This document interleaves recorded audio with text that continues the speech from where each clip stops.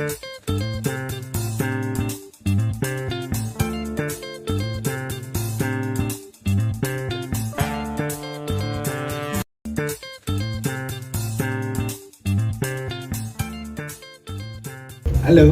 David. Hapo unafare? Dribble, what is it?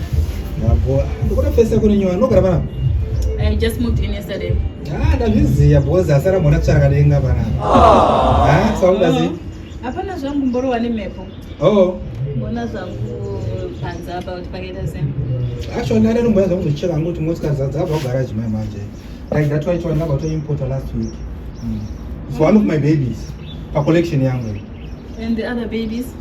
Ziriko pane mwazaka papa za somewhere but like I like ukona tishi. Kuna kiwa itaka. Bora ngukupa hiyo. Really? Bora ngukupa ngondi dabezika. Ndakati ngono kupa kagarisa. Will you keep quiet?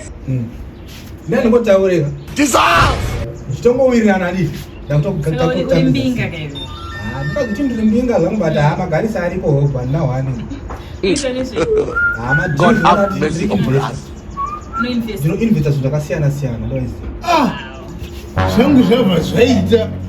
Wangu matsvagira ndakuita wangu. Ungaziya kuita matumbu evanhu otiza kulocation uko. Sadaro. Nenzontora. Ndanetsewa nemomzi yasha. Irutone ndakamira padheni. Apa masenda wabudisa imwe pashi. Mukukwedu uchina mvura ichipinda mukati. Rasa kono kunyara here rasa chiko iwe.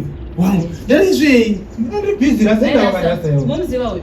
Ndwizi wangu sitogara tose muchochombe cheichitonaya mvura ichipinda mukati kulocation kuyotiza. Muziya murasa wanakarwa nepanje murasa kuzviona. Muvizi wangu uyu. Ndogara tose unaje mastendi izvozvo. Isinobhadhara 600 rand kwedu watinogara ndizvo. Iye unobhadhara 300. Inotoda kuti hafu iyotiza mari iwe uya kuno. Rasa unotanga mwechina pesi panangoticha zvese unongokurikira iwe chiko iwe. Akumana. Achitora beberash ora. Leo usina kukutiza. Ona kaongo dai asina kutiza angomira angoti handina mari kandaigona kuita plan ndikawedzera. Izi wangu. Mashura. Umboza zvangati ndudze baba. Anzi motaira kudeki iwaitira pesa. Ane basikoro ndere. Basikoro? Bana bana charana. Handinoona pane chimwe chanatoona pasi apana chikwira. Icho chibasikoro icho. Ndo chape. Achicho chake indivekera tokwereta futa ichake.